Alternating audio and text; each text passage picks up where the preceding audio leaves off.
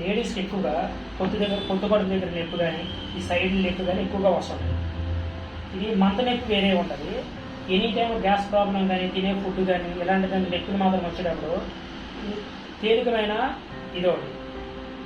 మంత నొప్పికి లక్షణాలు ఏంటంటే రోజు వీటికి నెయ్యిలోను వాము బాగా పౌడర్ చేసేసి జల్లించేసిన తర్వాత ఆ పౌడర్ని నేతిలో వేసుకొని వేడి నీళ్ళు ఆ పౌడర్ వేసుకొని ఉదయం మధ్యాహ్నం నైట్ ఇలాంటివి వేస్తే నిత్య మంత నొప్పి అనేది ఎలాంటి మంత నొప్పి మంత్ 4 days 5 days అయిన నుంచి 2 days అయిన నుంచి ఇలాంటివి కంటిన్యూగా లేడీస్లో సమస్యలు వస్తుంటాయి.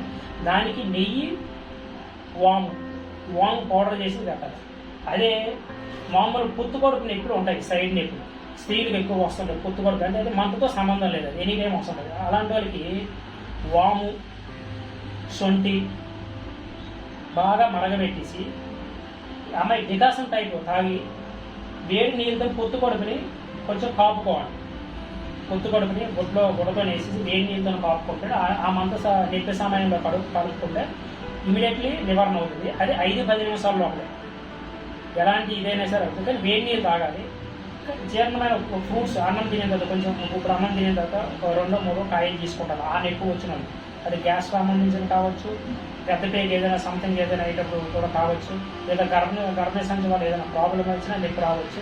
ఎలాంటి దానికైనా సరే అది 100% పనిచేస్తుంది.